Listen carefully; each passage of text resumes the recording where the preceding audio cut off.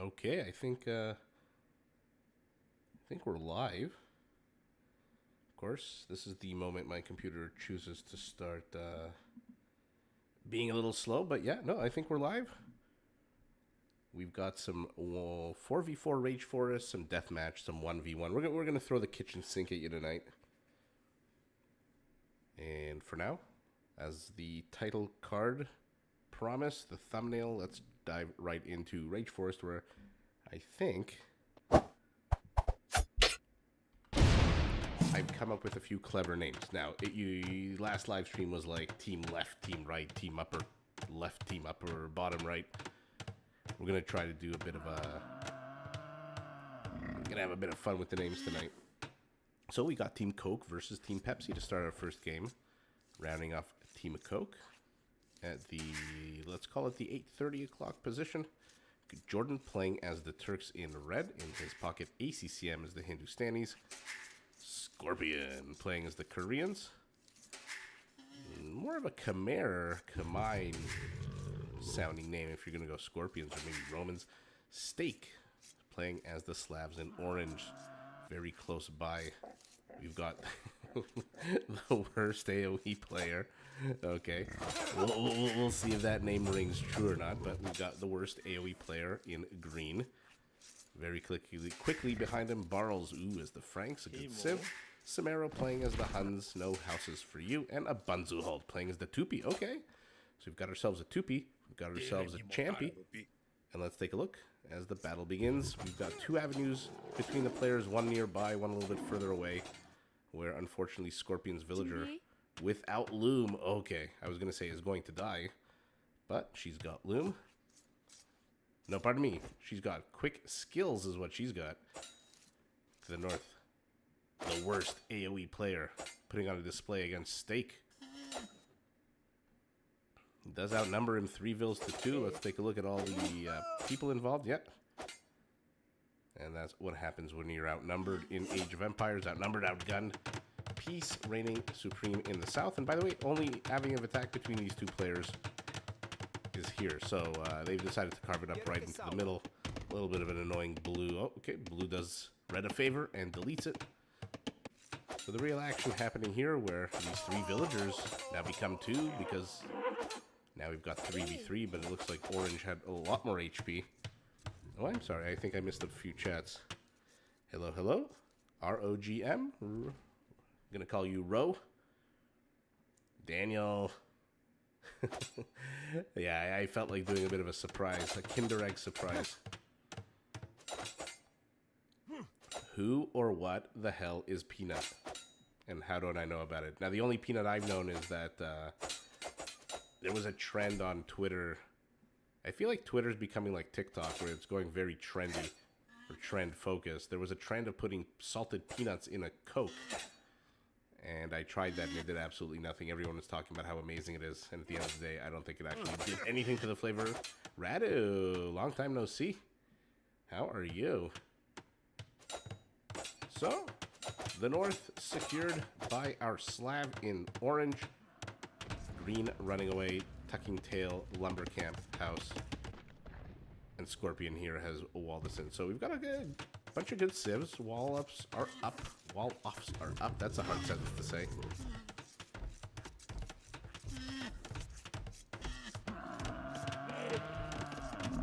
The Burt Peanut. He's the top game streamer right now. I beg your unbelievable pardon. What does he stream? I'm sorry to hear that, Radu. Bit of a rear alley happening here in the middle of literally nowhere. As the 2 scouts chase one another, Samaro just going to waste time until one more whack gets him. And now ACCM, who's always fun to watch on Rage Force. Now, not sure what the hell his scout is doing here when his base is, bear with me, all the way over here. And who will be first to feudal? Certainly does seem like our Tupi, a Bunzuhold.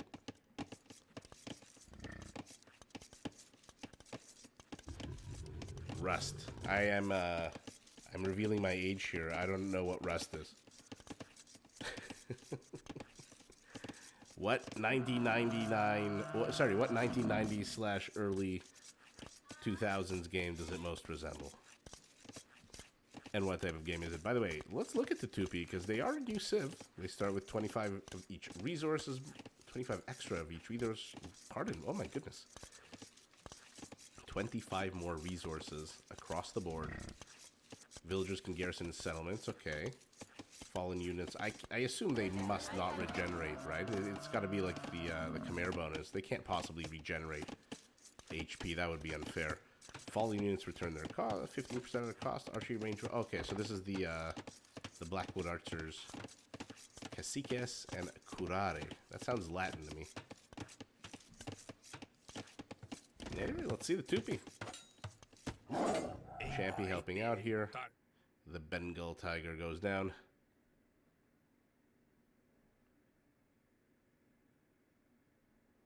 Oh my goodness, you went on the Doomsday Clock? Never, ever go on that thing. That thing's a load of crap. I feel like we've been on humanity's been on the verge of annihilation for years based on that clock. I wouldn't believe it. Okay, Champy is helping whack yet another. So this is the Bob Barker of the game. He is helping to spay and neuter and mostly kill the animal population on this map. No way. A Banzu Hall is not trying to pull 3 rhinos this entire way. That can't possibly be. Can it? Can it be? Oh yeah, I know that Doomsday Clock. We've been on quite a on the verge based on that thing, so I completely stopped paying attention to it. I first heard about it like 6-7 years ago, and then I checked it out and I was like, nah, forget it. He is! No freaking way. A Banzuhold pulling the... First of all, villager's already injured. Scout, where the F are you? Don't lose. Don't... What an absolute gorgeous rhino pull. This might have to be a short if he makes it. Well, to be fair, even if he doesn't make it, I mean, the kudos to you for trying. Eddie, long time no see.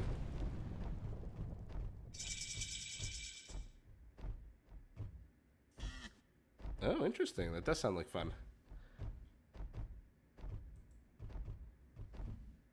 Kyle, that's not your usual opening sentence. But hello, hello. The Watchman. By the way, what the actual F is happening here? Because he is doing this. He is doing this. And now with the feature where the TC can kill these rhinos, he doesn't even have to pop out any villagers, but he does anyway. And by the way, may I say, 2 out of 3 of these are perfectly located. And the third one is like 50%. This is like 2.5 out of 3. Wow. Win or lose, Team Pepsi's got a strong microer on their hands. That, I mean, am I the only one impressed by that? That was ridiculous. 3 rhinos literally across the svelte. No, they weren't here. They weren't here. They were up here. Anyway. Yeah, now I feel like that scene from Goodfellas where Joe Pesci, right before he kills that guy at the bar, he's like, "Oh, I don't know, you've been gone a long time. I don't know if you heard, I don't shine shoes no more." I feel like, well, that's not good. That's not good at all. How you've been gone a long time? I don't know if you know, I don't pull rhinos anymore. Hey, Nikki, go get your shine bucks. Great movie, great scene, great everything about that.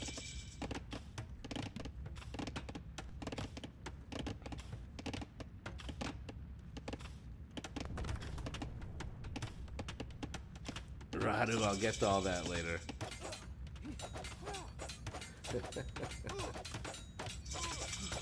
Alright, we are hitting Castle Age. The south action. They pulled the rhinos, they got the meat. And it looks like Green has snuck in here through a tunnel he built with a tower. Now we've got units and that Dravidian infantry. Boy, are they such a good infantry civilization. Such a good infantry that, where are you? There you are, the Urumi swordsman.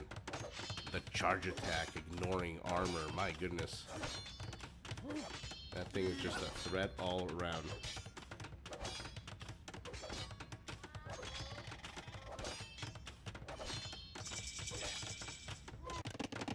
Barrels going for a 4 TC, as is ACCM.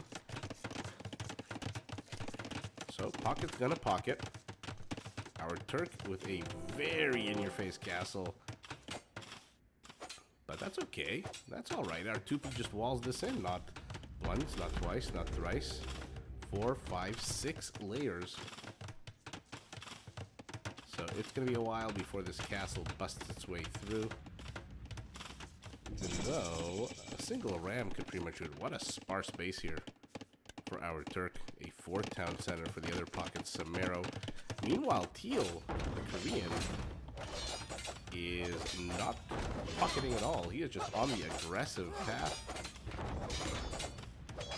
Well, he was right up until the moment he got pressed into. So, Scorpion, your resources are not great. Almost has wood for a TC, but no stone for a TC, and the Dravidian's in. Uh-oh.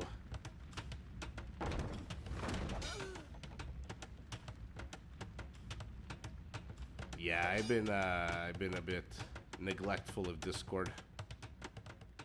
I think once I start doing some community games and playing some myself, I'll liven it up. Run as fast as you can, says the worst AoE player of all time. Will she make it to the town center? No. Like the scene from any movie you choose where you did not expect that to happen, although here you kind of expect it to happen. This is a pretty mathematical game. When one unit moves faster than the other, you know they're going to catch them.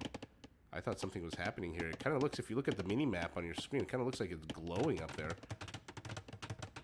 And out of nowhere, of all things, a Frankish Mangonel on its own is here to do basically nothing. Fantastic. Fantastic out of Bartles. Keep the pressure up. What progress has our Turk made? Not at all. He just wants to see how many frickin' layers am I dealing with here. Okay, so he does see that our Tupi seems to have run out of stone, but not really.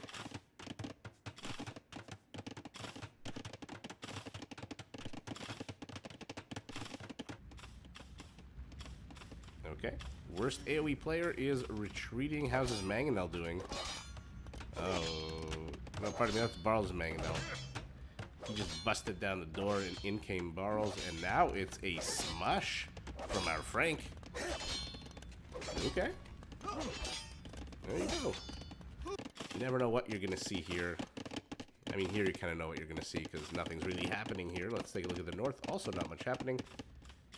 And so this is the only real attack, it seems like, on the map. And unfortunately for Orange, based on how this map works, with him being here at the top right and his closest partner being to the bottom left, means they're very susceptible to getting walled in, but our Slav Knight is out. Unfortunately, so are the quick fingers of the worst AoE player. I don't think this guy's the worst AoE player. I'm just going to say it. I'm just going to call it. Very aggressive TC. You know what? Instead of sending villagers forward, might as well just berth them right in the forward position. Smush is a siege monk rush, yes. Tiger tries to stop this housing project from going up. Barles and the worst AoE player here are just having their way with this base.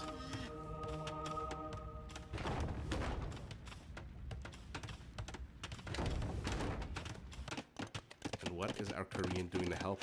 Not much. He's continuing to expand economically because I guess he realizes 1 TC versus 4 or even 5 from purple is not going to cut it.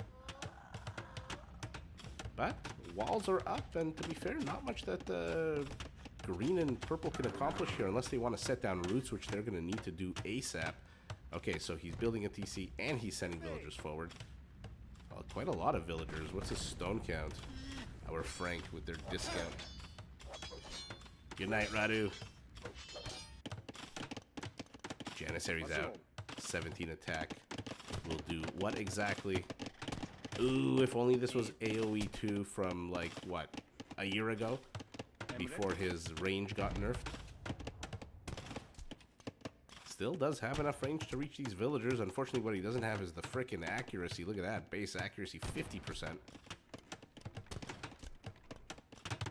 And there's that Frankish castle. Looks like our Hun's going to be the first to Imperial. What's he going to go for? The monk, the villagers, the mangonel. It is the villagers. Rocket cart number 2 comes out. Thought the villagers were going to go this way. At this point, send these villagers to kill the mangonel. Oh, what the hell's here to defend it? Send the villagers! Send the villagers! Oh god, if that okay. I was going to say that mangonel gets more than 1 rocket cart. Will the castle go up? It is on the high ground. It is going to be incredibly annoying. By the way, high ground, the only thing keeping these villagers alive. It's at 92% and he stops. Burrows. Burrows doing exactly what I thought Scorpion should be doing, but... Oh no, oh no, oh no, the villagers are just outside the blue line. This is why I have these things enabled. That was a very sour turn of events here for Teal, who still doesn't really have a way of stopping the aggression here. Orange is going to have to figure out a way to help out here, either through penetrating to the north or helping here. Now, the good news for the Slavs is that their siege game is fairly strong. We're going to see throwing axemen, something to annoy him once these towers are down. Let's see. Mining camp. Get the stone behind here. Okay, trade is going up. That being said, ACCM is here, our Hindustani. He is in Imperial in 30 seconds, then some gunpowder, then some bombard cannons. And this Frankish position becomes a big old waste of time. But that being said, that's going to take a while, and it's going to take a while to knock down this castle. The Doubt Castle. It's definitely positioned as a Doubt Castle on this hill. Okay, well, I wonder what our Hun is going for. Paladin in 20 seconds, 2 minutes, 20 seconds. Let's see, take a look at the economy if he can support Paladins. Gold 34, food 50. Oh, I think he can support Paladins. But you know what is good against Paladins? Heavy and then Imperial Camel Riders from the Hindustanis. That's going to be fun to watch, assuming they clash.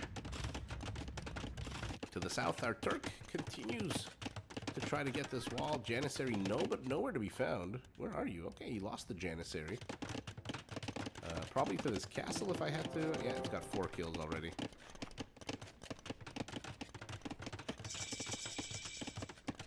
Okay, so action here in the center top part of the map where Team Pepsi is pressing in. Coca-Cola needs to get their shit together. This is 3 Frankish castles. Okay, so forget chemistry, which I think I called gunpowder earlier. Wrong strategy game. Forget the upgrade, forget the bombard cannons. We're going straight old trebuchets. And what is Orange going to do to help here? Can Orange do anything to help? Doesn't really seem like that much is happening. Hunnic Paladin is pretty damn good, but so is the Imperial Camel Rider, which is on its way. How's everyone doing tonight? Thank you for joining. Oh no, the worst possible time against the worst possible units to go up against. The melee dealing Frankish throwing axemen and a bunch of friggin' paladins. Now he does have the throwing axemen to counter the camels. That being said, not that many throwing axemen upgrades. Not that great. This thing has 160 HP. Probably 140. Oh, sorry. Oh my goodness, we're still on heavy camel rider. Okay, well, mission kind of accomplished. Castle will go down in 1 or 3 more trembles.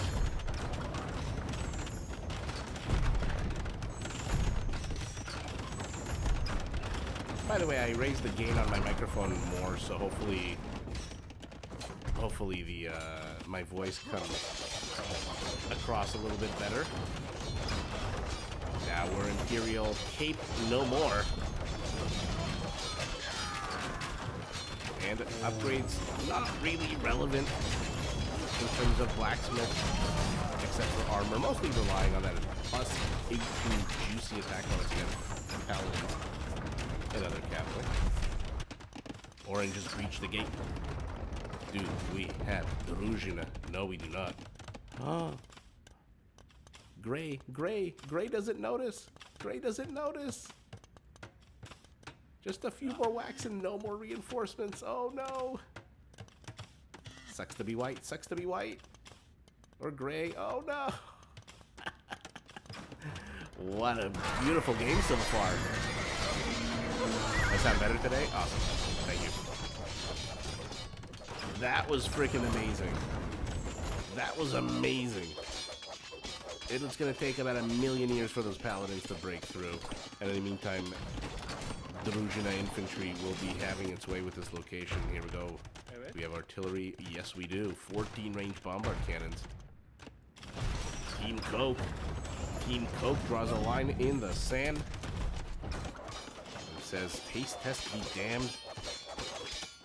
We are here to chew bubblegum, drink Coke, and kick ass. And the wall off is still up. I love it. Steak.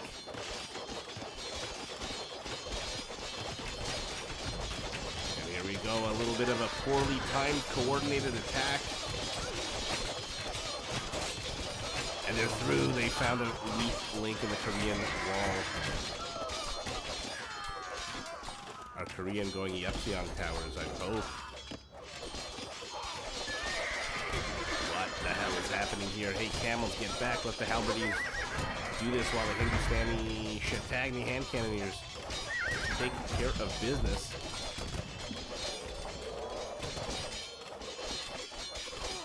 Edmontonian.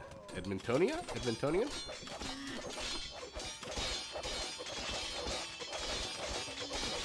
Ooh, you're a Turk? Let's see. Let's see what our Turk is up to. He is facing paladins, and it looks like we're getting to see them. We're gonna get to see them. What are their upgrades? Pretty damn good. The elite Blackwood Archer. An actual Zergling, as much as I like to say Karambits are. This thing is an actual... Oh. Oh no, the bombard cannonballs. So we've got an incursion in the south. The red villager's not quick enough. Over here, purple's infrastructure is getting cleared up. Very cocky town center should get cleaned up too. And the push continues. But our Dravidian, who to be fair should probably be going Woot Steel Infantry. Who's going range? Elephant Archer range. Okay. What are our upgrades looking like? Not great.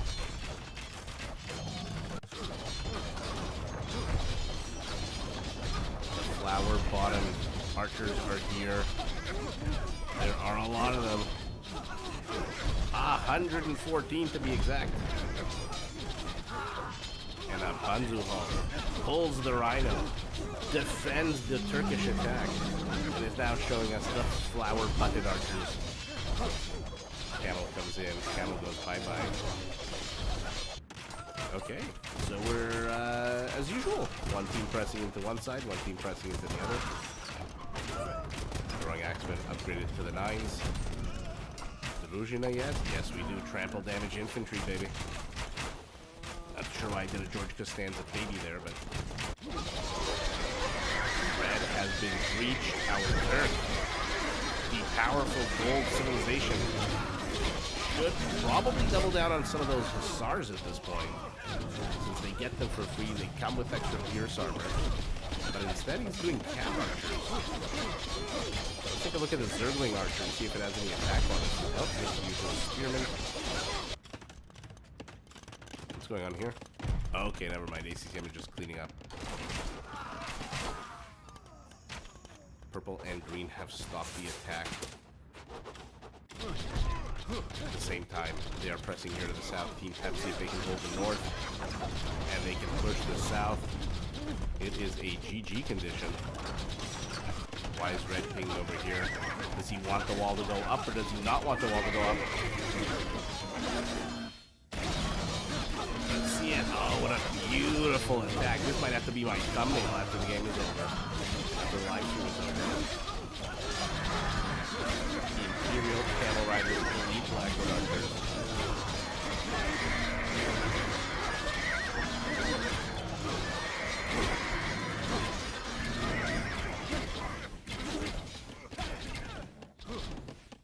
Okay. Camels get out of dodge. Our Turk is adding bombard cannons.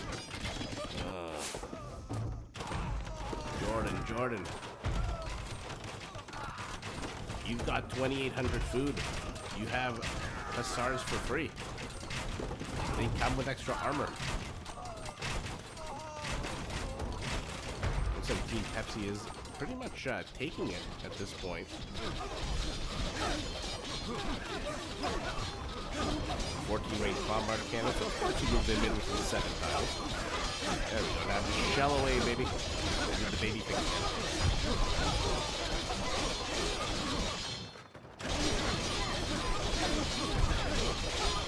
Okay. Before it was blue with panic wall off, now it is red and he believes his own team workshop ready to get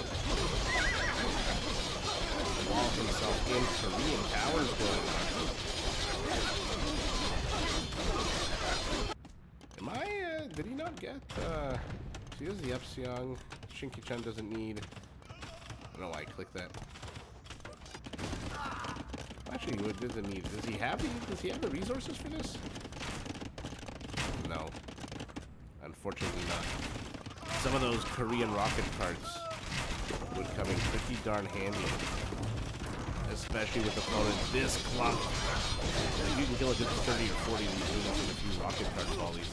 Ooh, but our Hindustani.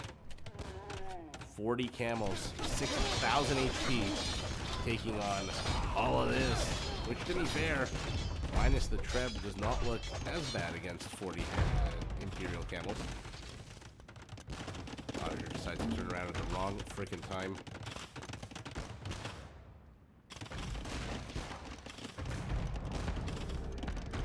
Towers, finally 13 range. Let's see it. Okay, I believe they are fully upgraded now that he's got an architecture.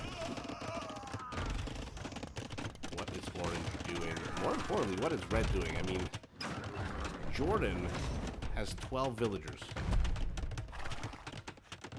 He's got wood up the wazoo and food enough for 50 plus Hussars. Oh my goodness. Oh my goodness. Look at this blob.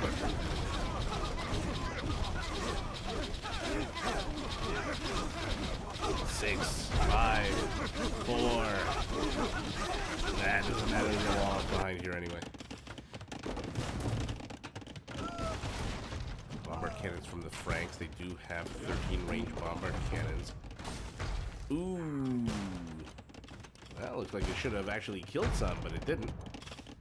Appearances can be deceiving. Our slab with its cheaper siege. They're pinging ACCM. His team is saying, hey, get these Trebs in action. Center area. I mean, until you look at the actual numbers, it doesn't seem like Team Coke is doing too badly. They're kind of walled in, which gives them a bit of time to get their numbers up. But then you actually look at the numbers, they're 4x behind in army count. But again, as long as the wall-offs last, that's going to change. Gordon just needs to get his butt back in the game. He is housed at 41 population. Where even are his 2 villagers? Or, pardon me, 40 villagers. Okay. Now he's got 5,000 food. I mean, I'm hoping that this transitions into a massive, massive Hussar raid on this giant, beautiful flower ball. AC Dragon Rider. Yeah, no, I'm absolutely horrible at planning any of this stuff. Ooh. Green is in. Green is in through a cut in the woods. But so are the Boyars. And Dravidian Halberdiers. Dravidian Arbalesters. Nothing particularly special about them. Boyars, though, are going to die chasing them there. Yeah, now things are definitely a lot more desperate. Although, the army disparity went from 4 times bigger to 3 times bigger. Here we go, our Hindustani spreads out ACCN. His gonna wash over this army, and then what? He's gonna have to pivot south to help with the archers. As much as I love throwing axemen, and as cool as they are still a bit of a flimsy unit. Heading around here to the southwest part of the, I guess just normal west. Oh, Bombardment dies. 162 Blackwood archers. Okay, well, I mean, Team Pepsi is getting pushed back here, and there's a lot of Hindustani. 43 camels still up and running, but they're heading southwest.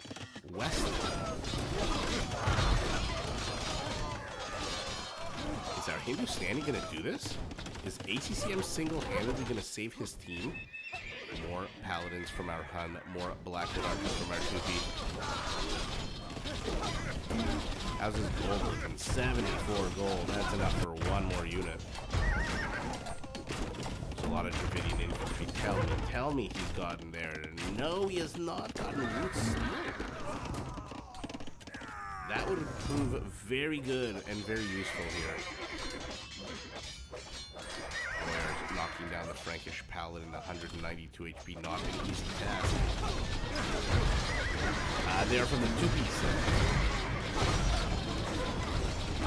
Blackwood archers, paladins, best of friends. They reach, but there's a lot of Korean towers. There are 11 Korean towers here. And little by little, chip by chip, what is happening here? Traffic jam.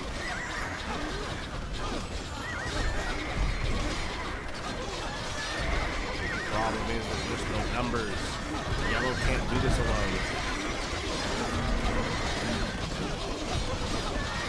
Paladins to the north, paladins to the center. At least Team Coke is pushing up north.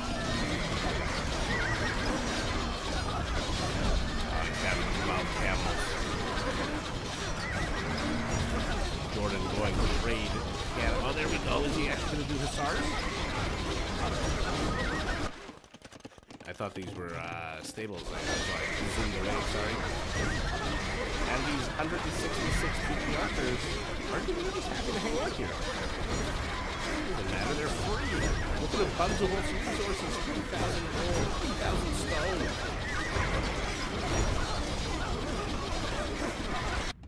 Same time, I know purple and green are pushing here, so I think Team Coke is well, there you go. Team Coke loses out.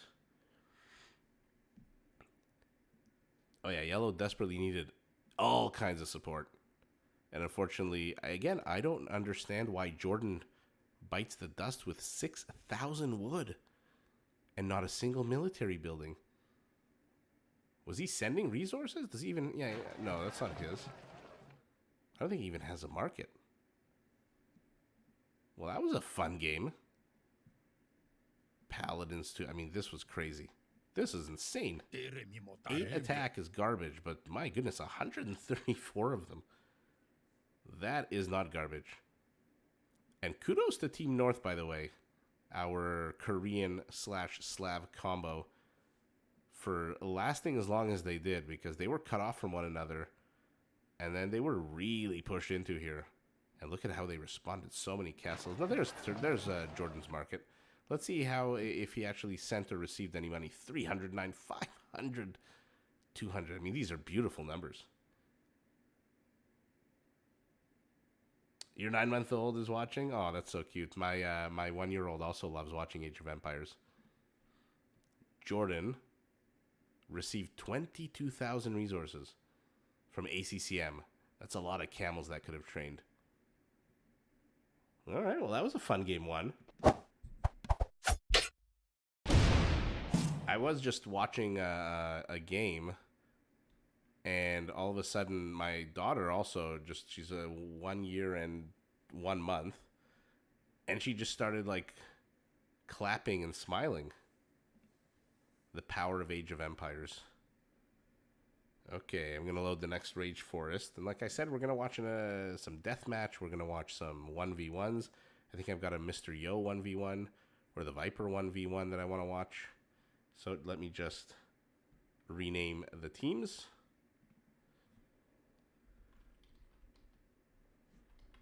And we will jump right in.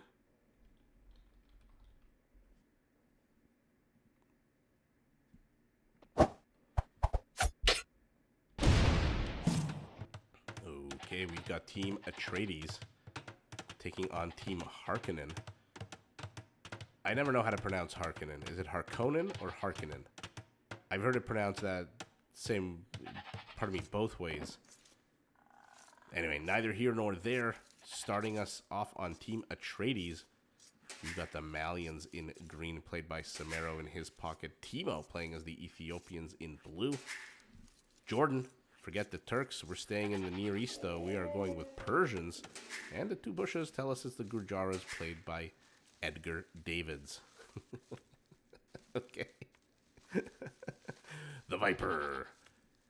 Killer Machine.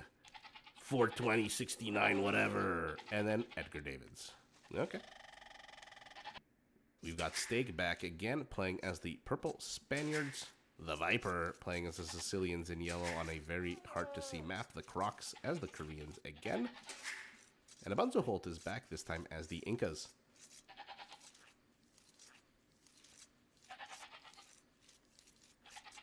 Oh yeah, I had a second, I had a daughter. Well, I didn't have the daughter, but my wife, my wife had the daughter.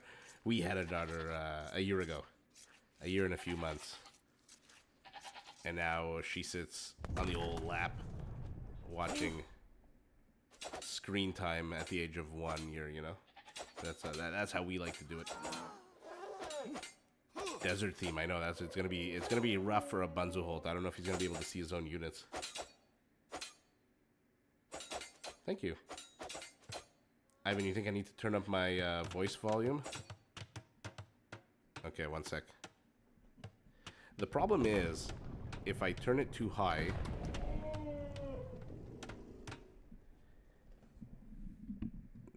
Oop, game glitched out. If I turn it too high, because I'm in a room with wooden floors and basically bare walls, it's going to sound really bad. It's going to sound very echoey and tinny. You know, it's going to sound like I'm in an old-timey, you know, like in a phone booth or something. So I will adjust it. I thought it was already high, but... If either one of my kids plays Age of Empires and enjoys it, I will be a very happy father. Looks like Steak, unfortunately for him, loses a villager. And once this battle here is over, the Viper returning the stolen sheep to Steak. We'll see and take a look at the map between purple and, let's say, gray and red. There's a three-way junction, an opening to the left, an opening to the top, and an opening to the bottom. I'm going to take my elephant before you can get it. And oh, beautiful. What a beautiful... I love the elephant. Waddle, waddle to your death. Oh, but it gets one. No, it didn't. I thought I got one last Tusk attack of revenge. Between Samero and Abunzo Holt, we've got a wall-off that's already up using, of all things, gold. Okay. And then we've got a interesting, sneaky little alley here. And by the way, Team Atreides, there's a lot of ways they can get into this alley, whereas for Team Harkonnen, their pet lion is watching the only direction. So a bit better here for our Korean player, because he can wall this. I'm assuming he's going to wall all the way up here. But I always prefer, in a game on a closed map, to have one avenue to defend as opposed to potentially three that can flood in enemy units. Starship Trooper style. Wall off, not much a-doing. Wall off, not much a-doing here. Steak with the double wall off. And they're just kind of letting this happen. I don't see any red, blue, or green unit making its way over here, even though there are 3 elephants.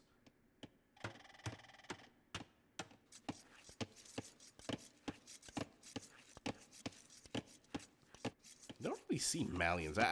There's, you know, when I click this, it's something like stuck. What am I trying to say? Like stuck out at me. I'm thinking, is it stuck or struck out at me? Stuck out at me is that you don't really see the Malians that much on Rage Forest. I mean, I know the players are doing random civs, and it has just as equal a chance as getting, you know, automatically assigned. We're going for an elephant pull. Edgar Davids. Let's see it. You don't really see Malians. At least I don't really see Malians in the few games that I cast and watch. Here we go. The bow is out. The elephants running into one another, desperately trying to get to this villager who disturbed their slumber. Speaking of great movies. Oh no, the stupid baobab or dragon tree, whatever this is. That villager's dead. No. Thor with Mjolnir steps in the way, and now the elephants are glitching out. We are getting some fantastic pulls this game. Gujaras can garrison their livestock. If you're not familiar with how they work, which is why you see a flag on the mill, not something you see every day. Oh no, well, oh no, come back, elephant. Okay, he's got the villas here. Okay. Well, she made it to the promised land, but she didn't go in because she went to, I guess, Hades, or the Gurjara version of Hades. But you know what? Her valiant effort will not be forgotten, even though she, is melting, except for her tunic and her wig, into the sands. But a valiant effort. That is no easy feat. Samaro Armalian is pressing in here. Looks like one tile of Palisade was destroyed to let him in. Ooh, poorly timed villagers moving forward here. I don't even know that you want to build it this close. I don't think your villager can build this segment. Oh, no, yeah, never mind. Yeah. The corner works. Korean wall off still up. Now I'm going to take a drink of water, so I will mute the mic, and let's keep an eye on Steak here. Oh, pardon. He says as he immediately zooms away. Let's see what our sneaky Spaniard is up to.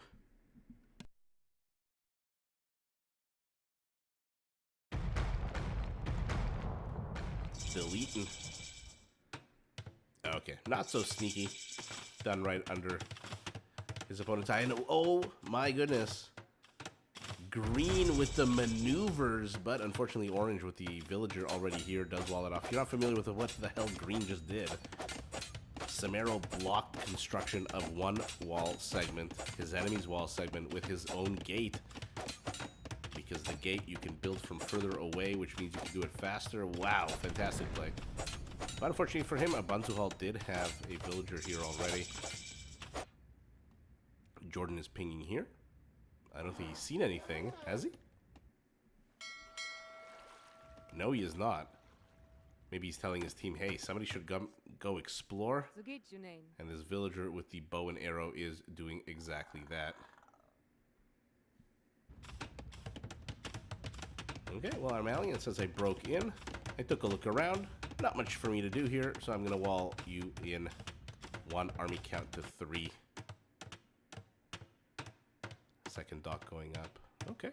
Let's take a look at what the players are doing. The Viper, our Sicilian, is heading up to the Castle Age. He'll be the second one on his team behind none other than our Korean, the Croc.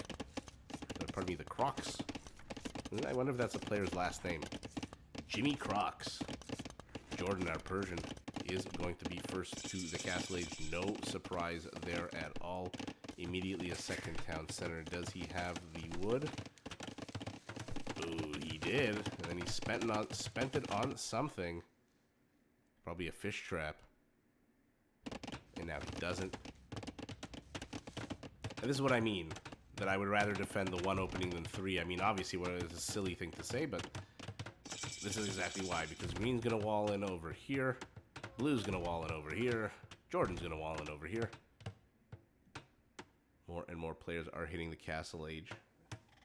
Our Korean also. Unlike our Persian, he doesn't have the stone for it. Just 5 stone shy.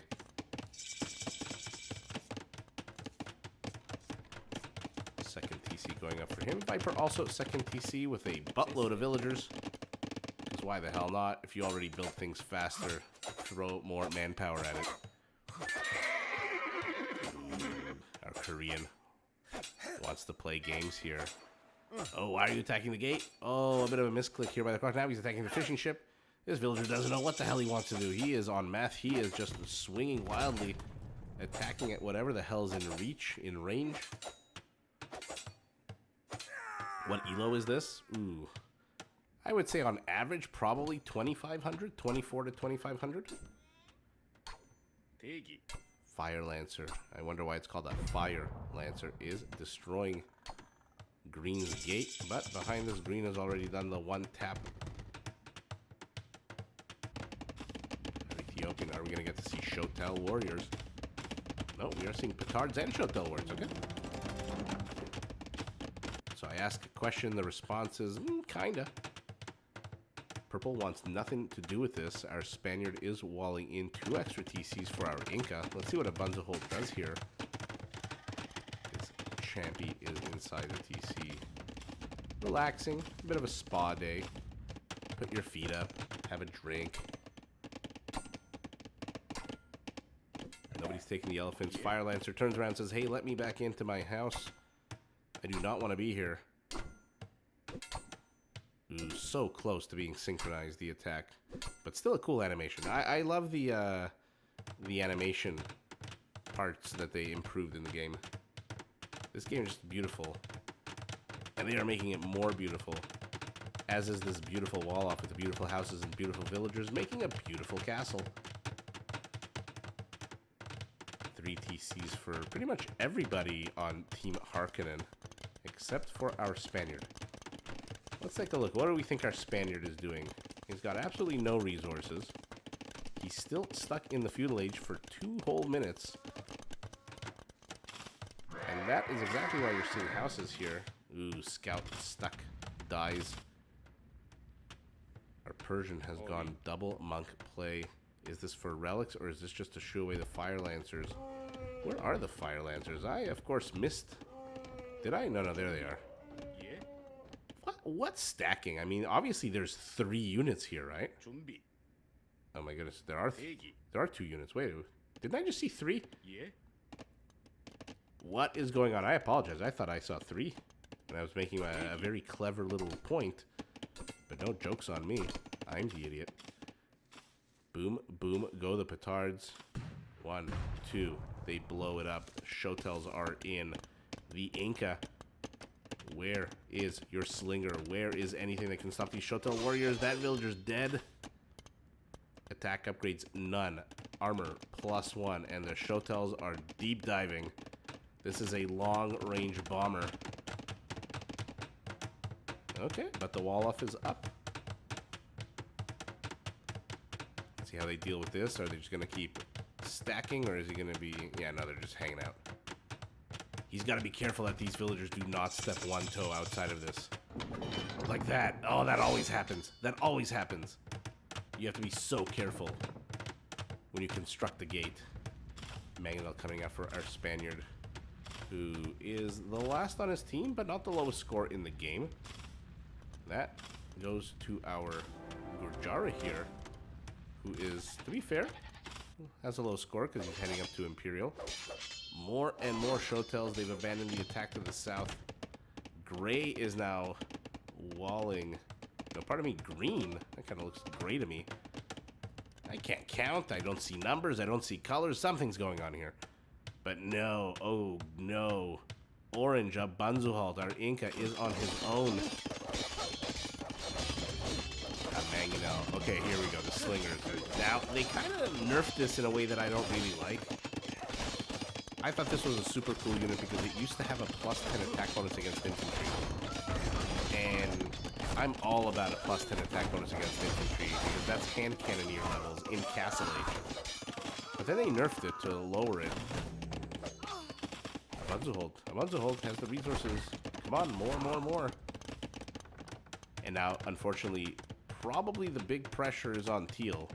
You do not want to let your teammate die, but now you've got to go through a double wall off. Where's the Viper? He's still 3 minutes away from Imperial. Does Orange have any villagers here? He's got 1 villager. He's got no wood, though. He's got just enough for just enough for 1 TC in terms of stone. cheese. Good evening. Thanks for joining. All right, Teemo is pressing in. More and more structures are falling. I like that he even moved these rams out of the line of fire of the castle. And a sheltered mangonel. A sheltered mangonel is going to shell away at these rams. They're going to destroy it, but will they destroy the siege workshop first? Probably. Ouch. So that was unfortunate. We're at how many slingers? Only 4 slingers. But to be fair, if this was any other infantry unit, I wouldn't care. But it is the Shotel. It is made out of glass and paper mache. Chakrams are out against the Spanish. Okay.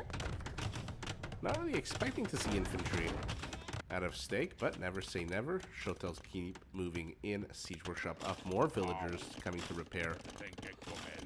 But as you repair, you are giving your enemy time to rest and relax.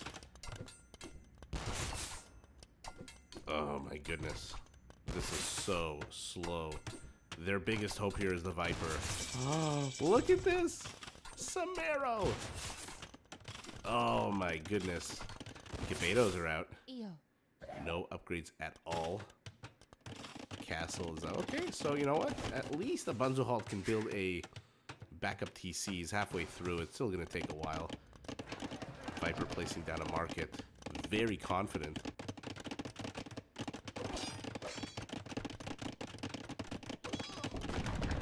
And we got Castle Wars here to the south. Treb v. Treb.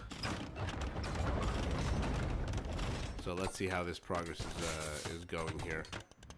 This is unfortunate. Yeah, no, their only hope. Yeah, okay, the Viper. I keep saying, yeah, okay. Our Sicilian might want to maybe send a bill or two here.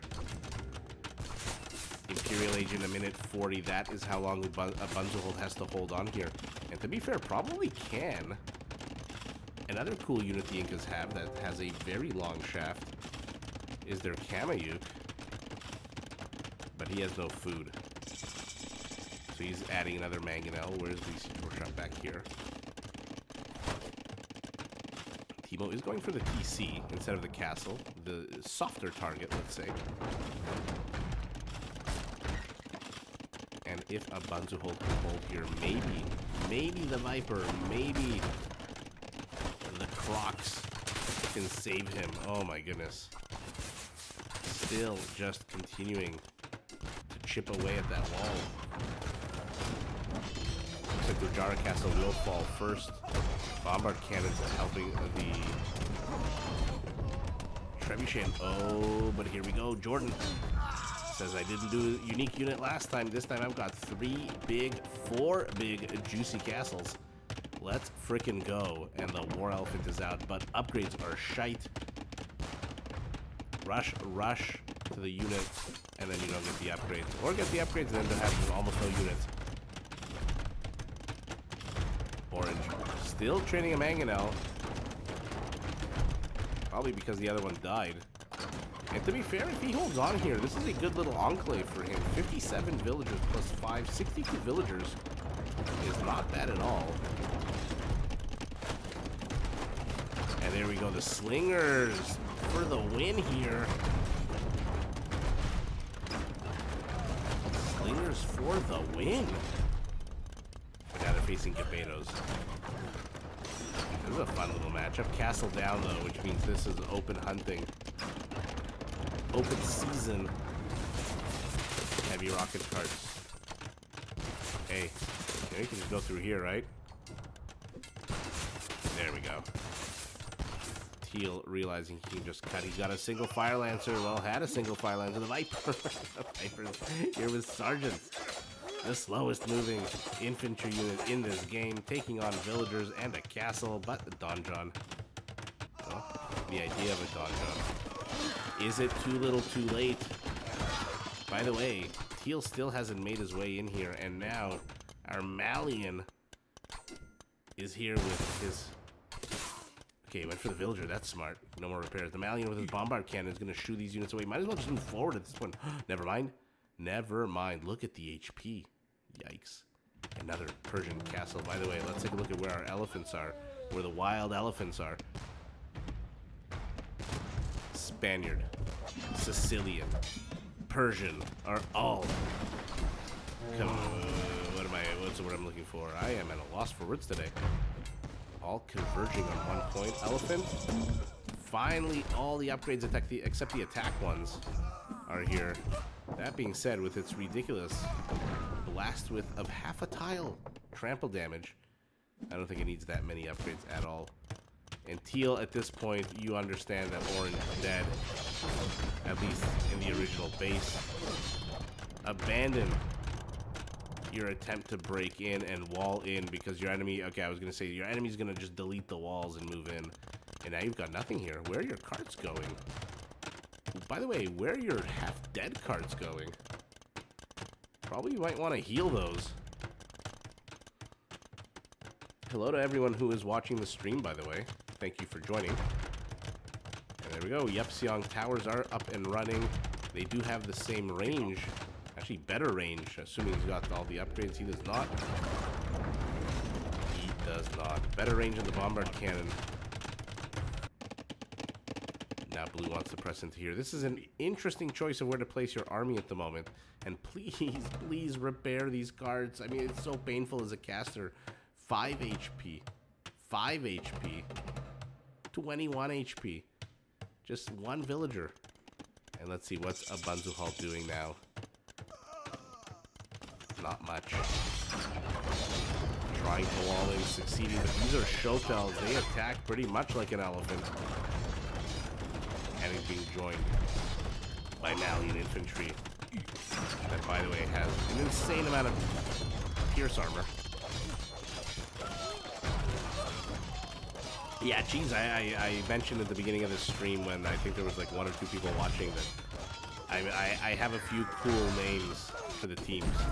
No more team up and down, team 1 and 2, team A and B. Scorpions from our Sicilian.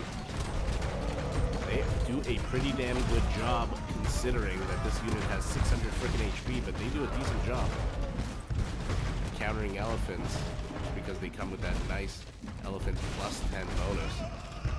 But you need a lot more than 7 or 8 of them when you're taking on this many elephants. So the Viper loses. What's the payday here? 64 gold, not terrible. Oh no. Our Malian is into the center, he's into the front. And those swordsmen are going to be champions in a minute. By a minute, I mean 15 seconds. The elephant marches here, but there's a lot of choke points. This is where halberdiers and scorpions can hold back elephants. Especially if they're supported by a navy, and oh my goodness, how many cannon galleons elite? Remember, Spanish gunpowder units do fire faster. They're the Ethiopian of the gunpowder world. Great pinging here. So, the Viper. Stake are pushing out at the same time, though, of Banzuhol. He's in range of something here, but something's not firing on him. It's focusing on the Geberos. Now it's firing on him. Ooh, it is the Yepseong tower, but there's way too much BBC here. Okay, Fire Lancers can move forward. Remember, the Koreans do get a discount on all wooded units. I shouldn't say all wooded units, but... let's see it.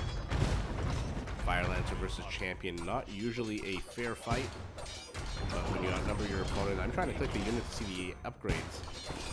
So, fully upgraded. They do not get Blast Furnace. He can just swarm over this. That is exactly what the Crocs is doing.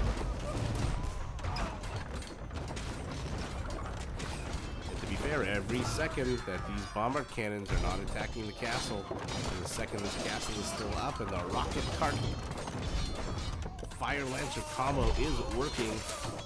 Better Ethiopian with torsion engines? Question mark? No, still no torsion engines, but siege onager on the way. I don't know, siege onager and bombard cannon is a rough combo to fight. Slingers will take out the Gebetos, will take out the champions. Remember, these are still infantry units, the Gebetos. What are the upgrades looking like now? Not great. But he lures him into the castle. Fire gate shuts.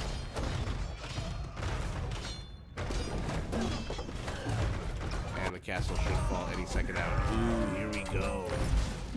Our Spaniard, our Sicilian. Remember like 5-10 minutes ago when I said I'm not expecting the Spaniard to go infantry, and then the Spaniard just went infantry? L-O frickin' L. Makes it to the water. Our Inca's in trouble. He's walled in over here, not in the south. Bunzuhold, 32 slingers. But where are his archery ranges? Okay, he's got 5 archery ranges. Building a 6th. So that's pretty much 6 cycles of building. The Viper is creating a stalemate here on the left, so if they can hold, if Team Harkonnen can hold here, but no. No. I'm sorry, this is Ethiopian siege. This is not your grandmother's siege here. Especially not backed by Shotels. Fully upgraded Shotels, by the way. Ridiculous. 22 attack. Like I said, basically War Elephant. Speaking of, what are your upgrades like? 24. So a giant, lumbering behemoth of a unit has only 2 extra attack compared to this guy, who I believe is wearing sandals. You know, this is the guy on the flight that's wearing, looks like he's kind of wearing Crocs. That just tells you comparatively how insanely powerful the Shotel warrior is. Okay, flattens everything, does our Ethiopian. Blue is pinging. Here we've got a turtle ship. We had a turtle ship. There it is. Now, unfortunately, the turtle ship is an anti-ship ship. It's like the cataphract of the water. It comes with special anti-ship armor.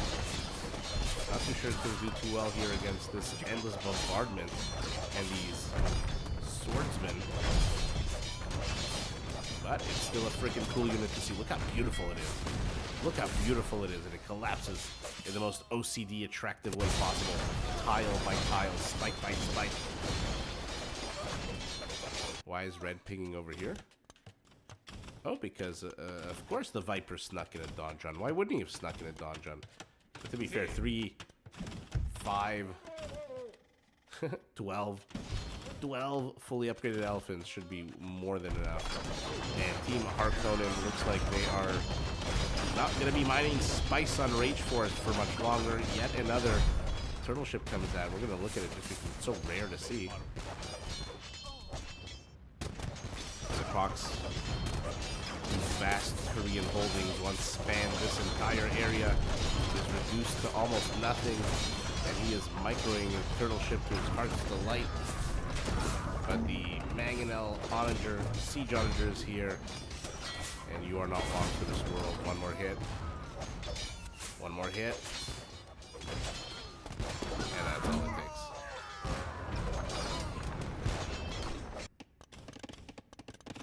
Okay, Jordan is pinging over here, saying, hey, there's a bit of a little nook where they've kind of inserted themselves.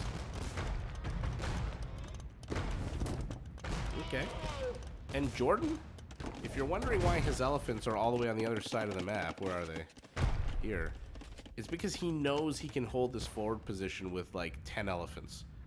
And so he doesn't need them here, and he doesn't need to press here. He just needs to hold this back while the pincer movement on the right from Samaro and Timo together works its way, inches its way forward. But, you know what's better than slingers against infantry is freaking hand cannoneers, especially Spanish ones that fire faster. Our Sicilian, does he have hopper? Yes, he does. No. Yeah? Does he? Oh my goodness. Yes, of course he does.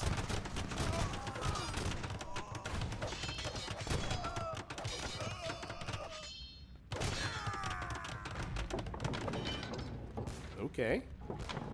So I think they realize, Stake and the Viper, what's going on here, that they're not really pressing in because they don't want an actual engagement here.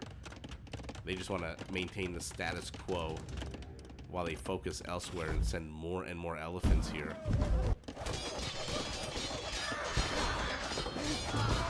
Shotel, huge attack. Sicilian Cavalier, huge armor and HP advantage.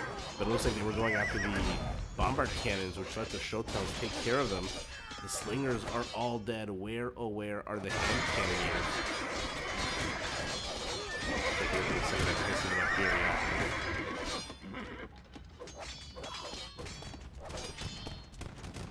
Okay, Malian, do we have Farimba? Yes, we do. 19 attack. Champion with extra pierce armor. Boy, are the Malians such a versatile civ. I am forgiven. Nice to see you. And somehow there's another turtle ship. Move away, move away.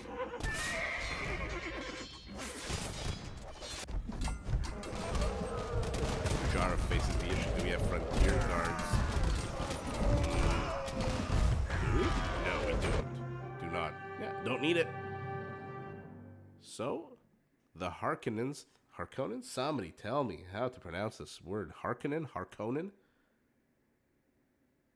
Wakar Hashmi. Hello from Pakistan. Hello from Canada.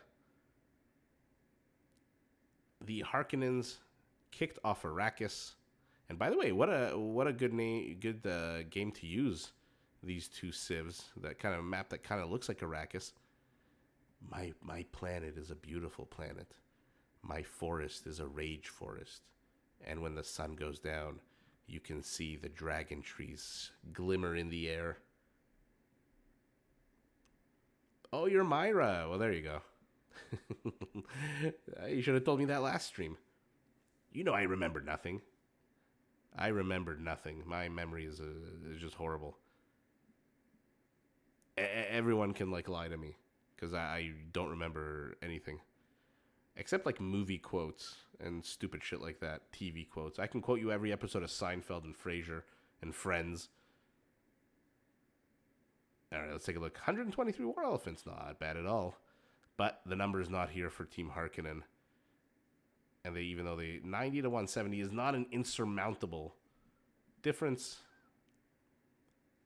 And look at that. Jordan, no surprise. Our Persian takes 3 of the 4 big civ.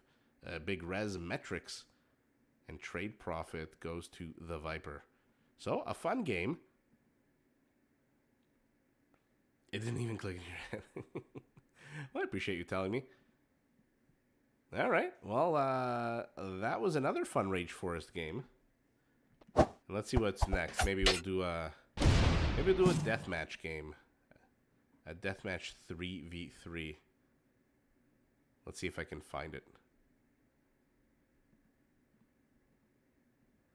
Bear with me. I'm going to look for a 3v3 here. Okay. Found it. Let me just rename the teams.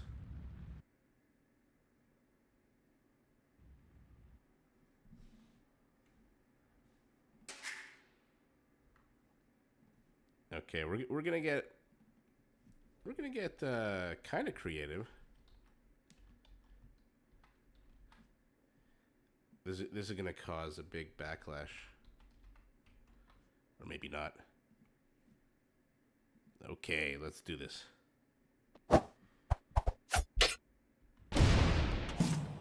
We're on deathmatch. We've got Team Pineapple on Pizza versus Team No Pineapple on Pizza. So we've got Team Pop versus Team N-Pop. And we are on a map called Canyon Lake. Now, I don't know if this is a part of a tournament game. If it is, somebody let me know, and I'll tag everything appropriately. But it's a deathmatch game, which means you start every game with 55,000 resources in the Imperial Age, with all of your text researched. And if you got the Incas on your team, an extra llama. So let's take a look at those teams, because I could have done Team North, Team South, but let's see. We got Boomstick playing as the Incas. Champions are already out. They are elite. In the center, we've got the Franks. Oh, what a powerful hammer to wield left or right. This is going to be a game kingmaker here. Backy back. In green is the Franks. And to the right, the Magyars by Hazy. So two good cavalry civilization and a fantastic Civilinka's favorite. We see him all the time. Teuton's in purple in his middle position. Leash, playing as the Persians, and we are going Savars. Also not a bad hammer to wield from the center. And the Jurchens, the Yurkin Jurchens, played by True in red. Already out with the Steppe Lancers. Oh my goodness, can I click a unit? So let's see, it's our Persian who seems to be dictating the location of his team's attack by going right. It is our Frank who says, forget being supportive. I'm just going to straight down the center go. And he sees the villagers, so he knows that our Persian wants to play in the water. By the way, let's zoom out and take a look at the map. Which looks like a big old ring. Big old crater. What a fun looking map. Another castle here to the back. And yeah, you start with 20,000 food, 20,000 wood, 10,000 gold, and 5,000 stone. And the usual number of villagers. So, to build things real quick, our Frank is outnumbering the Savars. We have 27 less HP, but I believe 1 extra melee armor, which I don't think makes that much of a difference in terms of 1v1. But let's see the attack speed. 1.8 should all be the same, right? No, 1.9. Pardon me. I always forget that the attack speed slows down. Always, speaking of forgetting things. Geez, you are Team Pineapple on Pizza. Army count 130 to 200, and here they are. Savars go bye-bye. Where are the blue cameos? It looks like they're making their way here. And this is one of the many reasons I love deathmatches, that you just get to see the unique units all the time. Lemmy, we are doing Rage Forest. We've already done 2 Rage Forest games. I'll probably do a third, but I do want to watch some deathmatch as well, just because of the big old battles. Who can say no to big old battles? The Kamayuks are going to make quick work of these elephants if they can catch up, but this one paladin's kind of in the way, and Scorpions. Knockdown centers. Scorpions. Infantry +2. Clump infantry. Bad, bad, bad. You are fighting a unit that has an attack bonus against you, a castle that has an attack bonus against you because it's Persian. Infantry +3, and then on top of that, on top of getting Scorpion bolts to the face, cannonballs to the castle is facing the game's strongest unit. Chicken strips for the win. Our Teuton is defending here. Remember, every unit from the barracks and the stable comes with more melee armor, which means this 6/6 armor, and on top of that, you've got Teutonic Knights. If ever there was a unit that should be taking on the Frankish Paladin in your infantry, it is the Teutonic Knight. It's the right Cav Archer from our Magyar. 12 attack, 8 range. But he's facing the Rocket Cart. And the Rocket Cart will be very well defended by a giant blob of red military units. Halberdiers, pagodas. Ooh, that's what my absolute hands down favorite feature of the Jurchens, if I'm even saying that name right, is their explosion. Yeah, I know my mic volume's a bit low. I'm gonna try to raise it before the next game. I inched it a little bit. It's just that I discovered that because my room has no carpet, because it's wood floor and I don't have anything on the walls, and there's no padding, that it sounds very tinny, and so I lowered the gain. Anyway, a bunch of technical bullshit that took me like an hour to figure out. Rockets are just firing on these Cav Archers, but here come the elephants. Magyar Hussar is not built, not created to fight Halberdiers. You are a siege sniper, probably better than a, by the way, FYI, better than a Mangonite. A 6-5 attack bonus, probably 8-6 or 8-5. Elephants waddling center, abandoned water. Goes to Leash. Let's take a broad strokes look at what's going on here on the left side. Trebs. are trying to push in. Our Frank is trying to distract this army while the Kamiyuk close out. Kamiyuk versus Teutonic Knight is not something you ever really see. And the Teutonic Knight backs away. Well, let's see how the elephants are doing. Really? Why is he retreating? Why are you retreating? 2 castles should not scare 23,000 HP.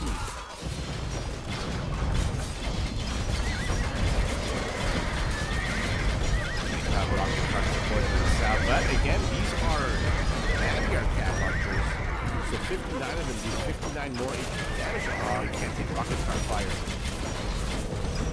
59 of them do 59 more damage per volley compared to your average Cav archer.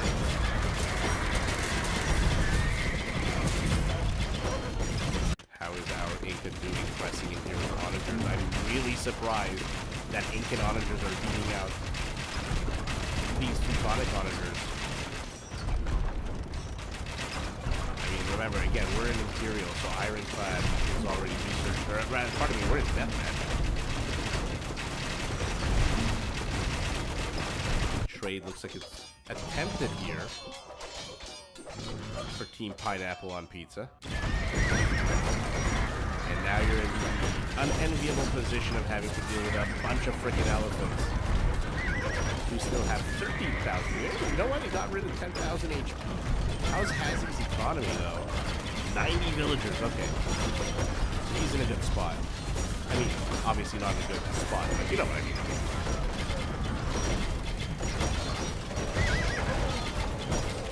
Cav archers. Wait for Sergeant to go some shred snipe.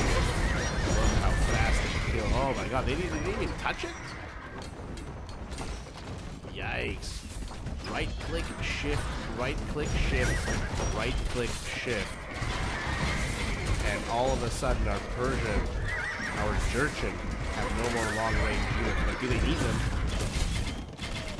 8,000 HP of elephant. Ram, Halberdier attacking over here. At the same time, though, our Inca is not making any progress against the Teuton, who, to be fair, should probably be training some hand cannoneers if he wants to handle this outside of a head-on collision. Trade is going up for Team No Pineapple. Trade already up for Team Pineapple in the amount of 37 gold. Here we go, our Frank. Remember, the Franks do have a pristine infantry line, and all of a sudden, our Persian is on the run. Adorable pink, not purple, not pink, adorable gray tail tucked between its legs. And look at that. Hazi has stabilized. And all of a sudden, peace upon the land. Edelweiss. Long time. I am streaming. I missed your counsel. Oh my goodness, how long does a castle last against 8 trebuchets? We're about to find out. It's our Teuton here playing no games. The one thing that can destroy his infantry pushing forward is probably arrows. He knows it, that's why he's getting rid of them, but our Kamiyuks. 54 of them are kind of sideswiping, but there's not much here for them to sideswipe. Oh, elephant, Frankish paladin. Who doesn't want to see this?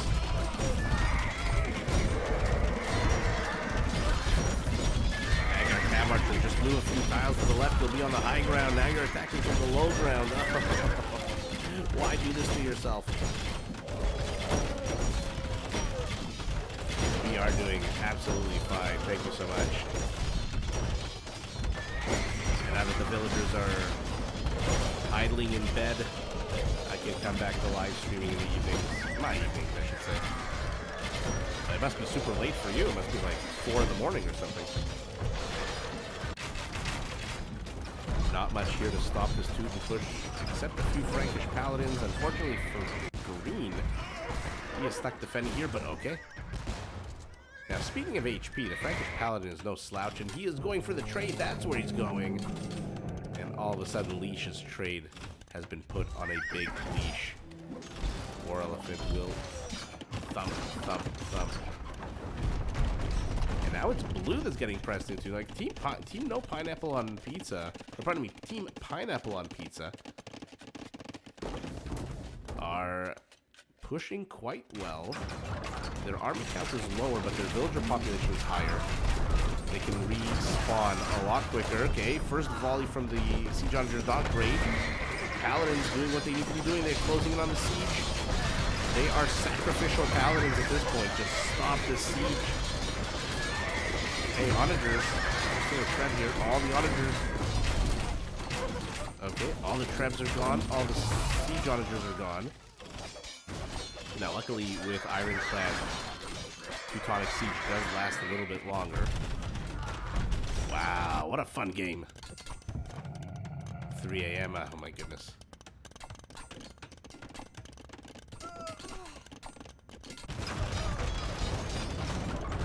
Team No Pineapple on Pizza still 30 army supply ahead, but 100 fewer villagers. And no one has touched the Persian base. No one has touched True's base. No one has touched Favorite's base. Who's going heavier on the food. Oh, he's only got 24 villagers on food. Interesting. But, again, a bit of a break. Not too sure who this favors. That's a lot of Teutonic Knights. It's a lot of elephants. But at the same time, we're going up to 50 paladins. 50 cameos. And now our Magyar is adding paladins as well. Oh, this is so nice. Anyone who hates the Persians because the freaking elephant's just too insane is going to love what's happening here. As Hazi just snipes. That is what happens, even with a +1 attack, when you have 50 plus units here, 47 units. Every volley is just 47 more, but you gotta run, you gotta kite.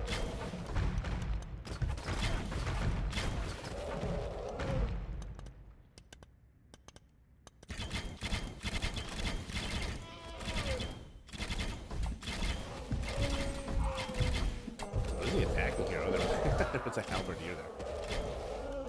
Beautiful Magyar snipe. Let's check in on our Frank/Teuton. Some of the best paladins in the game.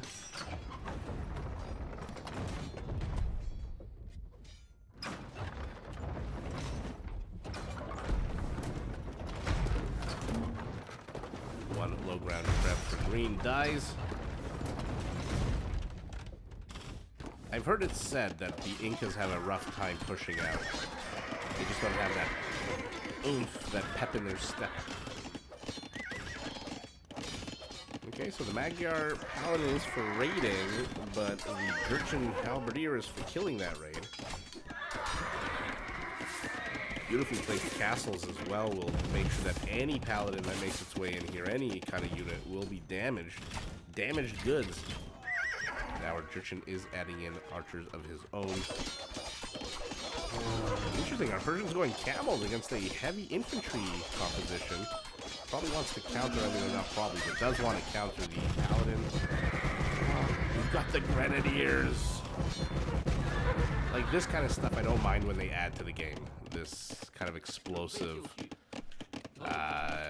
animation. No siege workshops for you, says Yellow. Teal is... Green is pinging here saying, hey, Teal, you've got a few units. Why don't you make use of them? So, it looks like Hazi is pressing out here. Again, Team No Pineapple on Pizza does have more army now. The difference is shrinking. No time, no resources to wall this map in. All the Grenadiers. Yikes.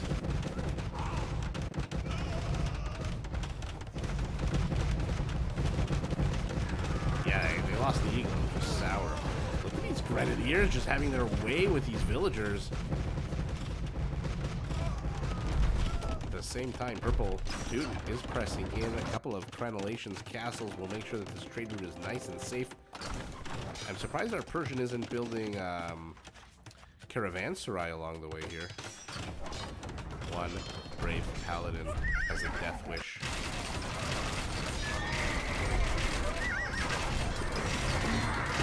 Ouch. Ouch. Ouch. Boomsick not paying attention. Or maybe just a masochist. All of his arbalesters die. Frankish halberdiers. Chase, chase, chase, chase. They do get one onager. Will they get a second? No. Looks like favorites. Oh, but you thought you were safe. You are most certainly not. But not going to get too much accomplished with these towers. Yeah. But another fresh wave. A third attack. At the same time our Persian's back. You gotta keep having babies with the idle time. Oh my goodness. You know, every married couple that wants children has that kind of conversation. Stop at 2. Do we go for more? Do we stand on the high ground and just fire arrows at our little kids as they pretend to be elephants?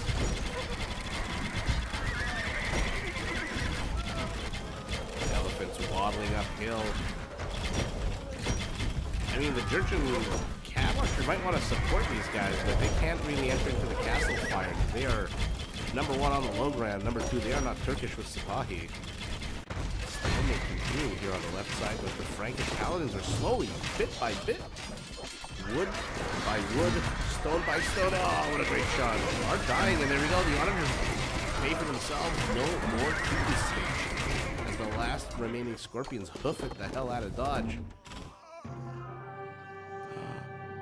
Well, Team Pineapple on Pizza has won. Wow. What a fun game.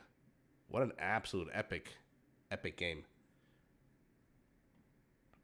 Let's see the most halberdier 442 Frankish and Magyar Paladins, 224 Kamayuks, Step Lancers, which made an appearance for what, like 5 seconds in this game? I mean, there's still one left. Where is he?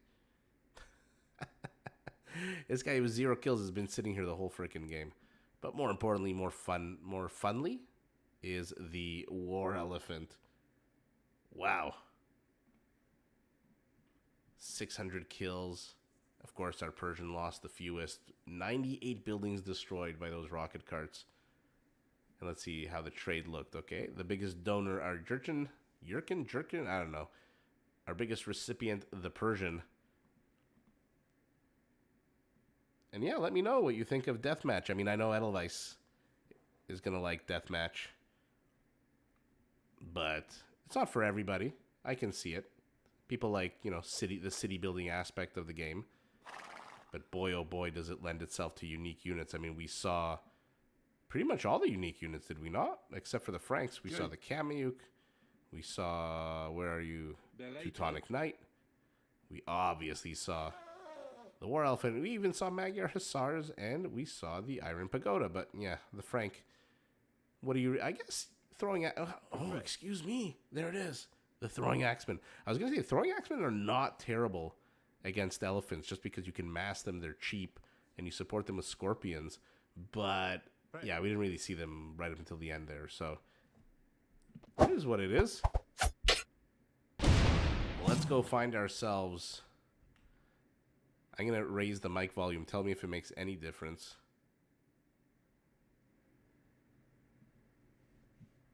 Let's find ourselves another Rage Forest game. Let's see here. So we saw this one. Sorry, I know you can't see what I'm seeing. I'm just kind of looking around. Okay, I think I found another one of the Onimaru training games. And now let me just rename the teams. And we'll dive right into it.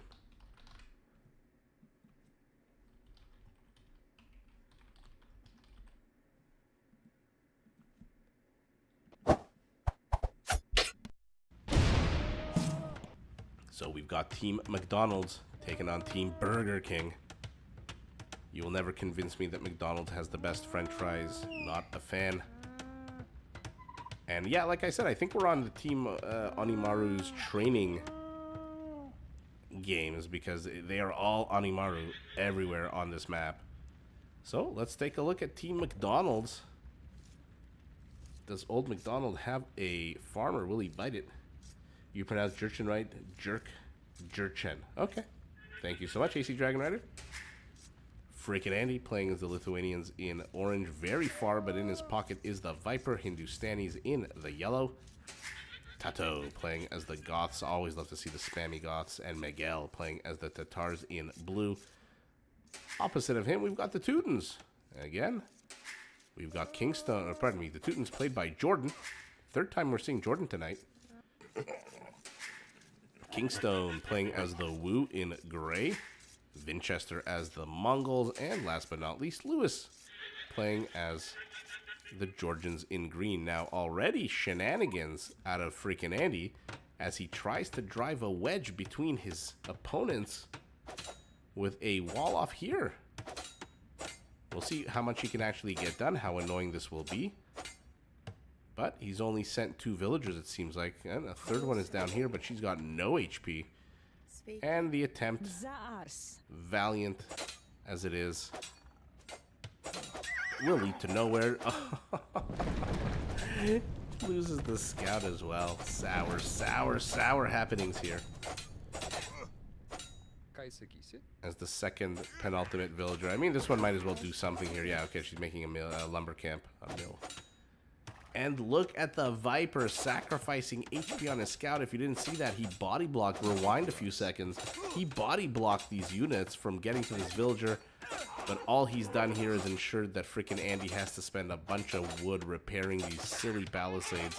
That being said, I'd rather spend a bit of wood with one villager while idling 4 of my opponent's villagers. So not bad at all. This is, by the way, the only area of attack here to the right side of the map between McDonald's and Burger King. And more McDonald's villagers are moving forward. Oh, this one died. So all of that was for naught. On the left side of the map here, between where am I going? It looks like 2 avenues of attack between our Tatar and our Teuton. Over here on the top left, and here on the bottom where it looks like Red will just barely get a wall off. Jordan saved by the skin of his teeth. Although a 39 HP scout, probably not going to take on 2 units. So Jordan walled off to the bottom. Jordan walling off here to the left where Miguel is being annoying and poking and prodding. Orange pinging over here. Probably wants to finish that wall off. But will Lewis let it? He sees the villagers moving north, or he should have at least seen the one villager move north. We know she's here somewhere. There she is on the radar. But if he can get the... Oh, never mind. I guess Lewis didn't see. So he's in for a very shocking discovery when he tries to do anything with Winchester or vice versa. They are both going to discover that, hey, this ghost unit here moving along is actually a villager that had already built a palisade. Because even though this is up, you can always delete it, Winchester. You can always delete your own stuff in this game. We've had some pretty fun Rage Forest games tonight, to be fair. If you're just joining us now, or if you're watching this after the fact and you somehow stumbled at this exact moment of the live stream where I'm saying this, go back and watch the first 2 games. They were absolutely epic Rage Forest games. And I'm hoping that this one turns out to be the same. Might be the last game of the night. I don't think I have the stamina at the moment to stream more than 2 or a little bit more than 2 hours. Winchester pulling. Mongol hunters. These very weird looking... What is this? This is a javelina? What a creepy animal. Oh my god. I am incredibly creeped out by this animal. It kind of looks like a human face on a pig-like creature. Something from the island of Dr. Moreau. My goodness. By the way, amazing movie. Adaptation of an amazing book. 4 of these creepy pig-human creatures are now laying dead here underneath the Mongol base. Wow. I mean, I don't know. It's a South American version. I don't want to be offensive to anybody, but wow, what an ugly creature. What an ugly, ugly creature. Now, this is a pretty one. The guanaco. Guanaco?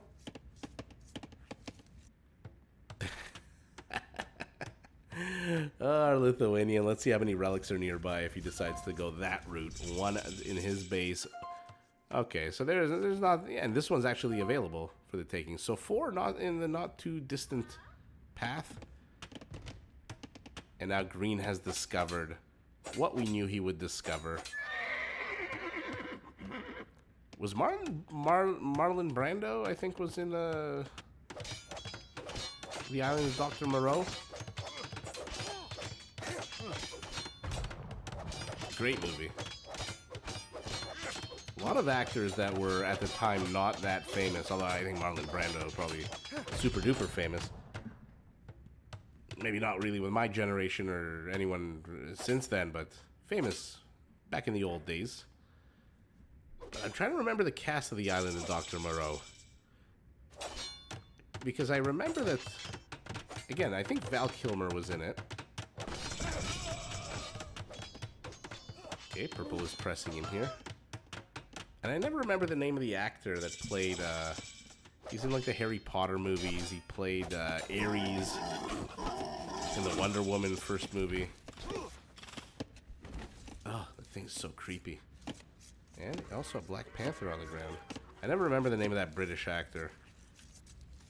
Ron Perlman, I think, was in it, if I'm not mistaken. Great movie. Creeped me out as a kid, but then I watched it again a few years ago, and it was like, oh, okay, that's a pretty cool movie. Not gonna lie. So, players are in feudal. It looks like it will be Winchester, the Mongol hunter, who will be in Castle Age first, and Castle means siege, and siege means bye-bye palisade walls, especially with no villagers to really support them. And Lewis says, enough's enough. You've had your fun. Freaking Andy, leave me freaking alone. And here comes a villager, build the gate. Kingstone also dealing with this purple incursion. Is heading up to the Castle Age. At the same time, Viper will be hitting it second after freaking Andy,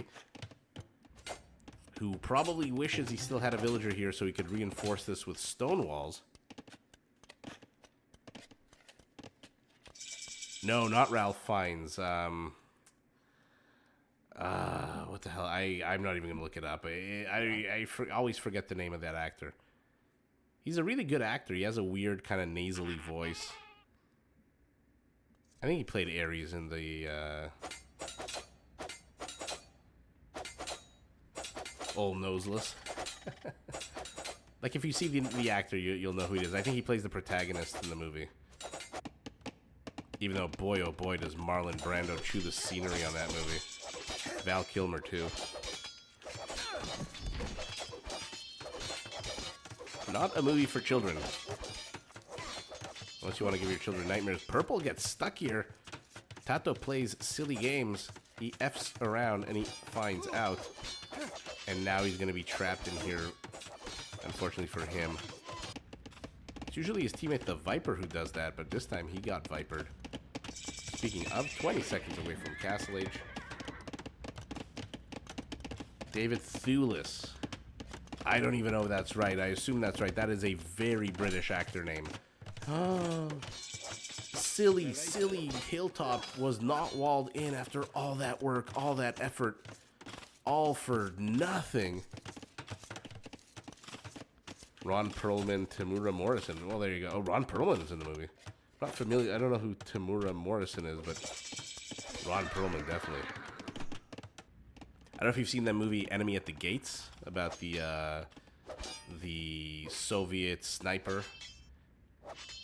Jude Law, Ron Perlman, and Ed Harris. I think he played the. I think Ed Harris played the Nazi sniper. But Ron Perlman was in that movie too. He has one of the best death scenes ever, where he like jumps across an open gap in a building, and then the Nazi sniper sees him, just boom right in the head, boom headshot. Django Fed, really? Okay. I really like the Boba Fett TV show. I'm not a fan of, you know, these Marvel/Disney attempts at TV shows, but I didn't mind the Boba Fett one, even though it became pretty much the Mandalorian after like halfway through the season. It is David Thewlis, okay. Right? He's that actor. It's one of those actors where, like, you know him, but you don't really know who he is. Like, if I told you Brad Pitt, you could imagine Brad Pitt. If I told you, like, Julia Roberts, you know who that is. But if I told you David Thewlis, but then you see his face and you're like, oh, that guy. Oh, no, I know that guy. That's my guy. Enemies is a classic. Perlman was in Teen Titans? I didn't know that. I loved him in Blade. Also. The very cocky vampire who tried to take Wesley Snipes' sword. Speaking of Blade, by the way, if you're into like silly office, you know the TV show The Office. If you're into that kind of silly comedy, I recently stumbled across a TV show that's part of a movie, or not part of, but like basically came out of a movie called What We Do in the Shadows. It's about vampires, and the original movie is a Taika Waititi, I think is how you say his name, from New Zealand, with the guy from Flight of the Conchords. It's about 3 vampires, or 5 maybe vampires who live in New Zealand, but then they did a TV show based on it, and it's set in Staten Island, and it is just one of the funniest TV shows I have seen in a long, long time. I mean, I'm a consumer of all kinds of content, as I'm sure you've gotten by all my various references to movies and music and all that shit, but I'm always on the lookout for good content and good TV shows that I may have overlooked, and TV shows and movies lately have been just absolute shit. Tower down, which means the monk can go unharassed, and our Lithuanian, how many relics does he have at this point? 0. So when I come across a show or a movie that I like, the movie was fantastic, but the TV show is so good. So good. Galleys have to be careful here. Mangonel attack 40. Armor. Ugh. So our dude is tower rushing. Or should I say tower defending? No, tower rushing. And he's got Woo backup light cav here. So again, if you're in the mood for something that's silly and funny, with funny, you know, good humor, lots of puns, lots of funny accents and whatnot, What We Do in the Shadows is an absolute epic show. I'm really enjoying it. It's one of those shows where you're like, oh shit, only 6 seasons? Really? That's not good. And then you're like season 3, you're kind of halfway through, and you're like, I don't know. I feel sour just losing out on a good show. Teal is pinging over here. Why is Teal pinging over here? Maybe he wants to tell his teammates, hey, there's monks here, so send your light cap? Is that possible? Kingstone moves forward, backs away. At that point, you're kind of pot committed. Why don't you just go for the monk? Nope, but there's literally 2 counter units here, a camel and a spearman. And so he returns to the safety of... Ooh, good attack rounds, but you're still just a basic mangonel. Okay, one more volley, one more volley, one more volley. Okay, that's all she wrote for those mangonels, the light cav. It is really funny.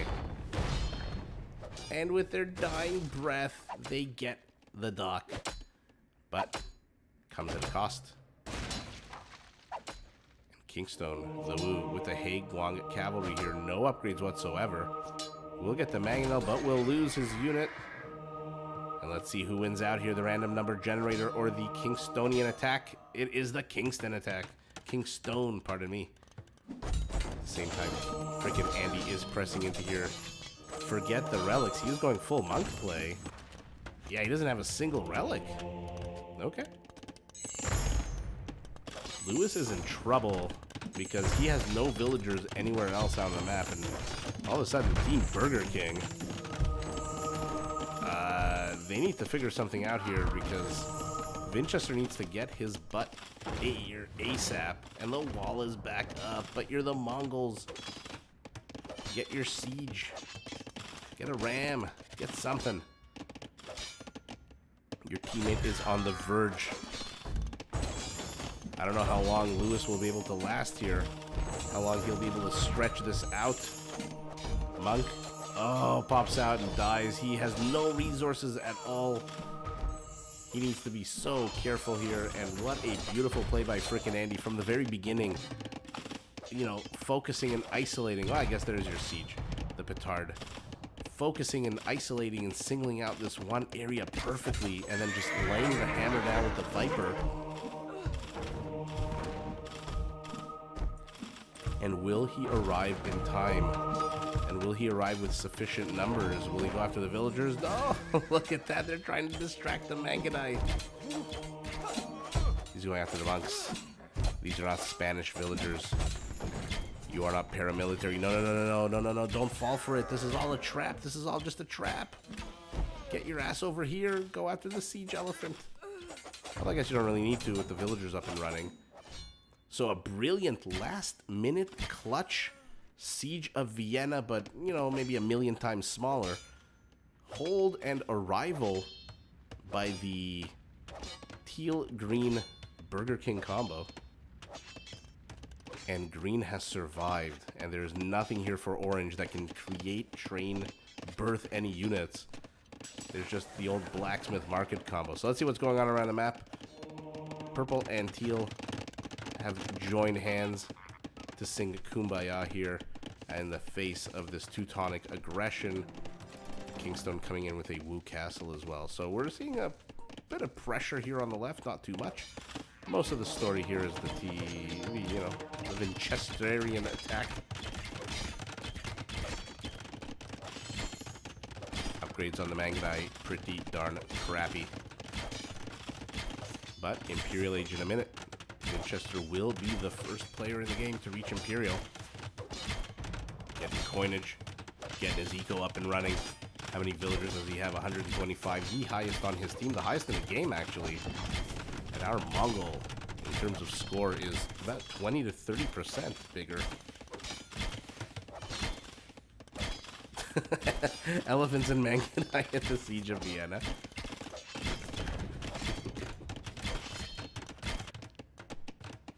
I was thinking to make a Siege of Vienna Charge of the Winged Hussars reference, or a Gandalf arriving at Helm's Deep. Not Helm's Deep, but, oh my goodness. No, yeah, no, sorry, at Helm's Deep. I was wondering which reference to make. Or I guess I could have done the, oh my goodness. The Gondor battle at the end of the third one. That one actually did have elephants in it, right? Man, the name of the city just escapes my mind. Castle up, more Mangonite on the way up. Conscription as well. So, Winchester Eco getting up and running. Attack upgrades for his Mangonite, and even banking. Army up and running, Eco up and running. Red is pinging over here. He probably wants a market. And Teal is pinging over here for his market. Jaguar doesn't like it one bit. Interesting. Okay, never mind. Now he attacks. Did I say Jaguar? I meant Black Panther.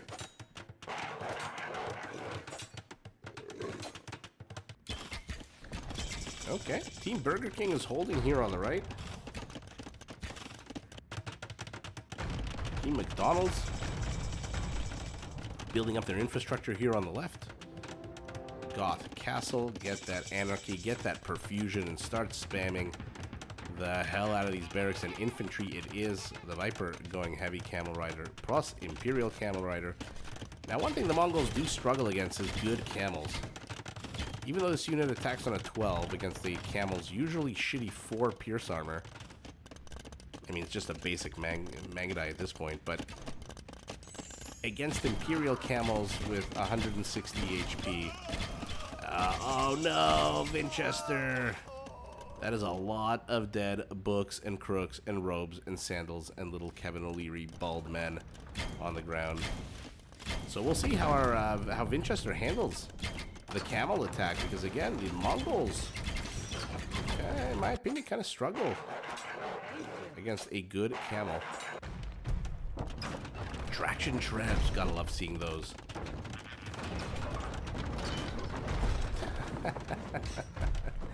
Tree by tree, I'll cut you down, I believe is the name of a Johnny Cash song. But there is a mangonel here, a minute away from Imperial is our Tatar, who has the longest range Trebs in the game. Does he have a castle though? No, he does not. What is our Tatar doing? For now, just going full on water. There's Perfusion. There's Champions. Forget the Huskarls. We are going full on champs. This is a defensive castle. The Goth definitely does not need another castle with its unique technologies. Panthers are actually black jaguars. So that animal is called the black jaguar. 17 range Mongolian Treb. And all of a sudden, freaking Andy has no army. He's an Imperial. He's got going up to 134 villagers. He is just relying on the Viper. And to be fair, the Viper needs to go. The Viper needs to go right now. There we go. Sorry, I should have said the Viper needs to tear... Mr. Gorbachev, tear down this gate. That's what he needs to do first, and then he needs to go. Interesting location for a castle. I hate this. My personal, just because it's so hard to defend. Now it's blocking your unit's path. Here we go. Let's take a look at the Gothic, or pardon me, the Wu upgrades. Not the best.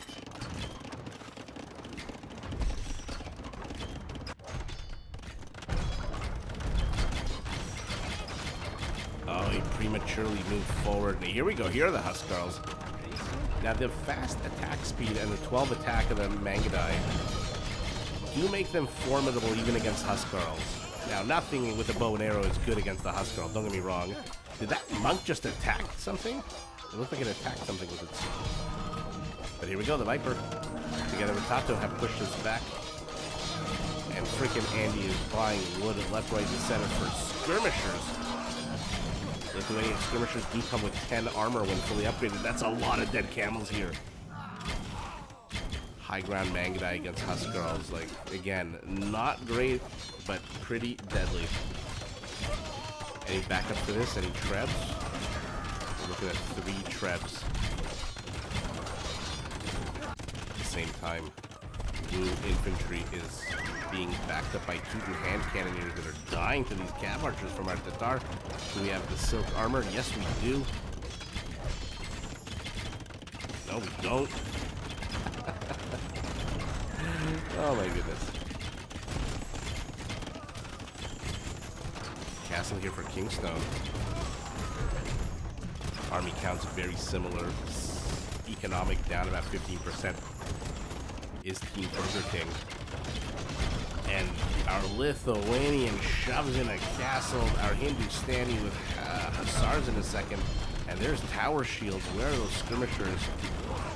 And look at the HP jump once he gets all his upgrades in order. It's going to be a 10 pierce armor. So you're going to have a Huskarl with 10 pierce armor. And then you're going to have a skirmisher with 10 pierce armor. Both of those have attack bonuses against the Mangudai, which means that Winchester needs to back the hell out of here, or at the very least, micro his heart out. And the Viper needs to stop setting camels into halberdiers.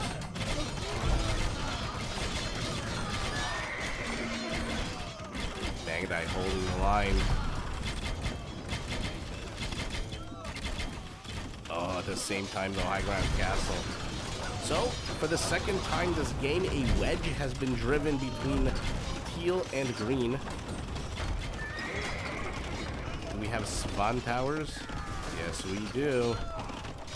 Now, unfortunately for teal and green, these are not two teams that are not two civs that get bombard cannons. So their options to take down those castles are limited in a way. heavy cav archer. Can it survive? Now the Goths do get hand cannoneer, which is a cool thing. Now the Goths get hand cannoneer and bomber cannons. Blue getting distracted by Jordan's fancy schmancy maneuvering. Getting pressed back here. Another Wu Castle. And Lewis, this time, forget a single elephant in a few months. He is facing fully upgraded Huskarls with a ridiculous +6 attack bonus against standard buildings. And his defense is a spawn tower. But our Mongols here. Now, should Lewis have sent the villager up north when he had the chance is the question I'm asking. Traction trap, Tar Castle will be cut down. We're going Cav Archer play. And our Hindustani just got Shatagni. How many hand cannoneers do we have? 0. Okay. Lithuanian elite skirmishers still need the last armor upgrade. He's instead going melee and onager is our Lithuanian. Why melee? What are you going to add now? I think skirmisher is the perfect way to go here. But the Mangudai dart in, dart out, and down goes the castle. So green has a... No. I was going to say green has a chance, but then I see a town center surrounded by a bunch of frickin' Huskarls. And I don't think green has a chance at all. No more villagers here. A few villagers here. So we'll see how long it takes orange and purple to discover the villagers to the south. But the Mongol push is meeting resistance.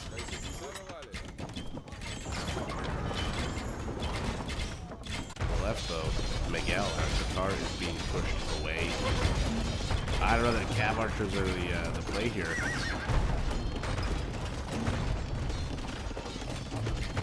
Might just want to go heavy on the cavalry, melee cavalry, but okay. Tells the Teuton, I know you got extra melee armor, but that's not going to help you against my arrows. Fancy footwork again by Jordan. A lot of microing, a lot of click, click, click of the buttons. Did he find the villagers? He still hasn't found the villagers here. Let's see their line of sight. Oh, they don't see. They think it's teal here. Oh, but he's gonna chase him, and he's gonna see it now. The Huskarl's gonna see it. Oh, what a sour turn of events here for Lewis as he gets discovered by an invincible unit who has 28 reinforcements up here. And our Mongol, again, as good as he gave, cannot press in anymore. Absolutely not. We're getting blast furnace for his 2 Lechai. Oh no. How many relics? 1 relic. Well, Team Burger King is pressing in on the right. They are getting pressed into on the left. They have lost. Team McDonald's has lost blue, whose base is being rebuilt in the bottom of the map. 9 range hand cannoneers take on 14 range traction traps. Oh. Let's see that again. Let's see that again. Okay, I mean, every volley he loses too. Okay, but now the hand cannon. This is the huge... If you're not familiar with Shatagni, you don't appreciate 2 extra range on a hand cannoneer. Try fighting it with siege, and then you'll understand. Never mind, I apologize. Lewis did manage to pull 3 villagers that are now constructing 2 TCs here. And now the question becomes, can the Mongol hold? He's holding over here, but the Huskarls are raiding, and the last unit you want raiding you is a Huskarl here. They are indestructible. 1200 HP, but they might as well be 12,000 War Elfin HP, because look at how little it's going down. The Viper ping over here. Nato needs to add in some halberdiers. He is 28 of them. And Canadians are doing a pretty damn good job, to be fair. Paladins have a lot of HP, but these are not Frankish Paladins. So they need to back the hell away. This is a lot of gunpowder. Army count for Team McDonald's 50 ahead. Civilian population 15% ahead. That's funny. You wouldn't know that McDonald's is fast food anymore based on the prices. Although I've heard they got caught out for shrinkflation as well. Somebody compared what was it, a Big Mac from like 10 years ago to a Big Mac now, and it's like actual noticeably smaller. Caravan's ride goes down. Blue's base is big, so it is continuing to pose a bit of an annoyance here. That being said, I don't know. Army count is starting to grow, 50% bigger. Late Chai, pardon me, finally with the 6 attack plus, meaning he has 4 relics, does freaking Andy. The question is, look at all the cuts, and Armongo's pressing in one good volley in half of this army, especially if it's, he tethered it to slower units. The onagers. Oh, that could have been deadly if Andy wasn't paying attention. Askarl, you are good versus archers, but not when it's 1 versus 50.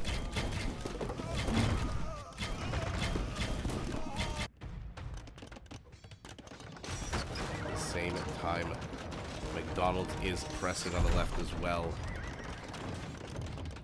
52 minutes in, army count difference is growing. Huskarls. Okay, well, they were raiding. Now he's attacking a lumber camp. Oh, no. Vinchester. No. Not like this. He is getting drilled just now for his 7 siege onagers.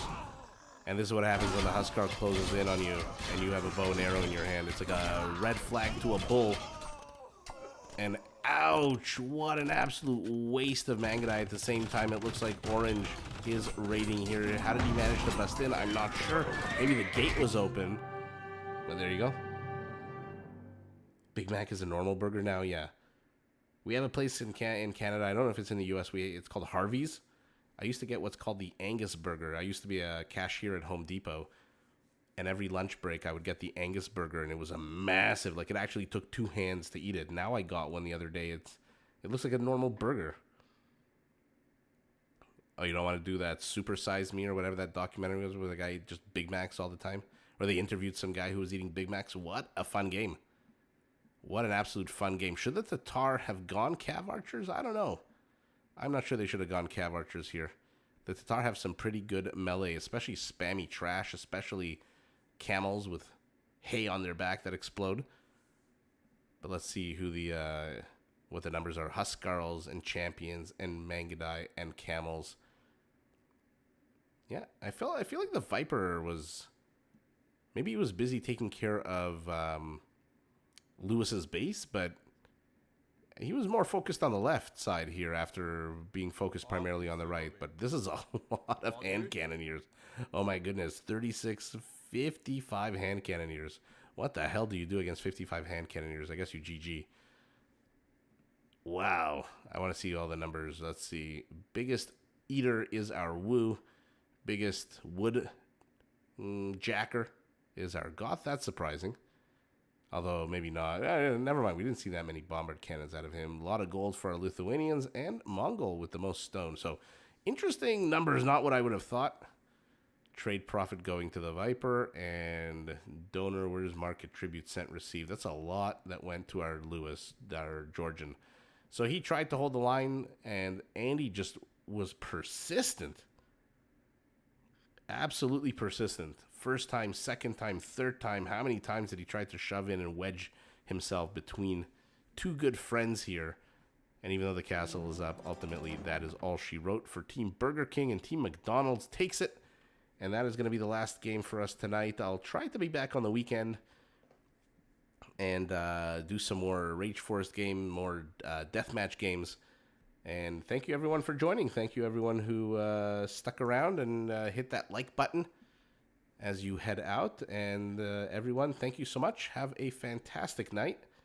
Edelweiss, it was nice seeing you. Myra, it was nice seeing you. Lemmy, hope you're still here. If you are, have a good night. And yeah, take care, everybody. I appreciate you joining, and hopefully see you tomorrow night as well. Edelweiss, it was nice talking to you again. It's been a long, long time. All the best, everybody. Take